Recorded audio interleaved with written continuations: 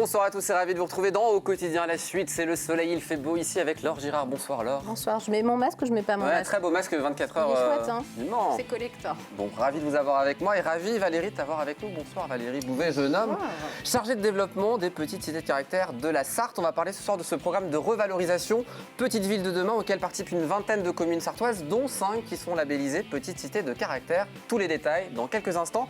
Mais une petite question pour démarrer cette quotidienne. Quel est le point commun entre le Vendée Globe, le Prix d'Amérique et les Energy Music Awards, Laure? Une entreprise sartoise. Ouais, pour quelle raison? Qui fait le trophée du Vendée Globe, qui réalise. Tout. Et bah oui. J'ai fait un reportage là-bas il y a quelques années. Et ben en effet, il s'agit de la fonderie d'art Macheret de Montfort-le-Génois qui vient d'ajouter à sa liste de création le nouveau trophée du Prix d'Amérique. Vous le voyez, il est magnifique, qui récompensera le vainqueur de la course du 31 janvier prochain sur l'hippodrome de Vincennes, basé donc à Montfort-le-Génois. Les frères donc Paul et Yves, que je vous présente, fabriquent depuis 35 ans de nombreux trophées et récompenses. Parmi elles, les médailles et trophées de la Coupe du Monde de handball ou les trophées des Energy Music Awards, mais aussi de belles productions de luxe. Alors ça, c'est plutôt pas mal, comme les décors des cheminées du Ritz ou du Crillon à Paris, ou encore les luminaires Entrelacs, rien que ça. Ah non, mais c'est un savoir-faire incroyable parce que c'est vraiment une fonderie à l'ancienne, mais avec toutes les techniques de vente et de marketing modernes. Enfin, c'est incroyable. Ils ne font pas que fabriquer, mais ils conçoivent aussi, et ça, c'est important de le dire. Donc bravo à eux, et on est très fiers. Valérie, à nous, ce soir, on ne va pas parler de trophées, mais on va parler de ce programme de revalorisation Petite Ville de demain, programme national qui est donc décliné au niveau local. Ça consiste en quoi, ce programme? Alors, c'est un programme qui est dédié aux petites communes de moins de 20 000 habitants. Qui a vocation à redynamiser les cœurs de ville de ces communes centres, parce qu'on est vraiment sur des communes qui ont encore aujourd'hui un rôle de centralité à l'échelle de leur territoire. Et l'objectif, c'est vraiment de donner les moyens aux élus de mener leur projet de territoire et d'améliorer le cadre de vie de leurs habitants. C'est quoi? C'est un apport financier? C'est du conseil?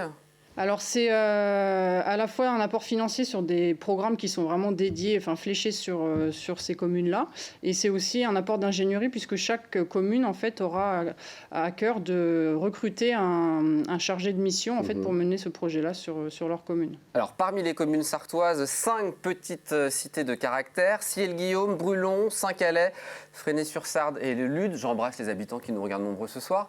On rappelle, petite cité de caractère, on met le patrimoine au cœur de la politique de la ville, c'est ça l'idée? C'est ça, ce n'est pas qu'une marque touristique, on est reconnu depuis quelques temps maintenant sur le volet de la revitalisation économique, puisque le cœur du projet des petites cités de caractère, c'est vraiment de placer le patrimoine au cœur du projet de développement des cités. Et donc les équipes municipales qui sont dans le réseau petites cités de caractère placent vraiment le patrimoine comme fil conducteur de leur politique municipale, puisque le patrimoine est assez transversal, et c'est surtout qui permet d'apporter un cadre de vie différent d'une autre commune qui n'aurait pas les mêmes richesses. Par exemple, on peut réutiliser des lieux patrimoniaux pour de nouveaux usages, par exemple, arrêter de créer des lotissements en périphérie pour utiliser les cases vides, j'ai envie de dire, les logements vacants en cœur de ville. C'est ça. Alors ça, c'est vraiment la spécificité de notre réseau, c'est vraiment de réutiliser les lieux patrimoniaux. Pour de nouveaux usages, c'est-à-dire que plutôt par exemple de construire une nouvelle mairie, on va réinvestir un ancien château ou une ancienne prison, etc. On va éviter, en tout cas quand on le peut, de construire des nouveaux lotissements au profit des logements vacants, donc de restaurer les maisons de cœur de ville. C'est le cas aujourd'hui. Et ça fonctionne très bien.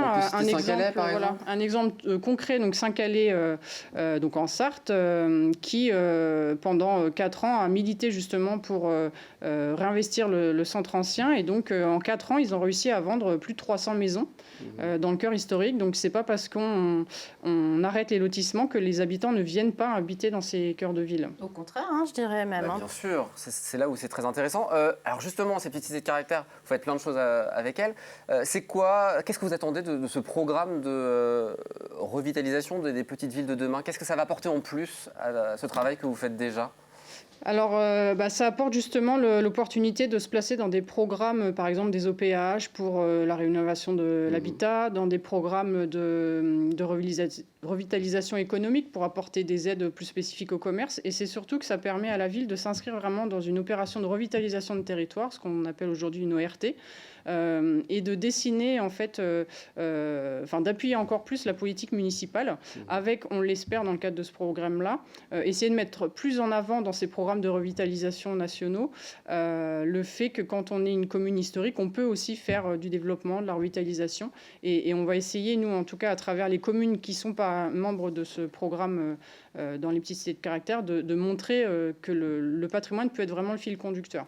Et justement, des vidéos vont arriver prochainement et l'exclusivité, c'est quasiment sur VLM TV qu'on le fera grâce à toi d'ici à quelques semaines, quelques mois. Oui, c'est ça. Alors ça, c'est des vidéos qui sont... Alors, on a deux séries de vidéos. Donc, les premières sur la revitalisation économique, justement, pour voir des beaux exemples de projets réussis à partir de son patrimoine. Donc, celles-ci, elles sont déjà en ligne sur la chaîne YouTube des Petites Cités de Caractère de France.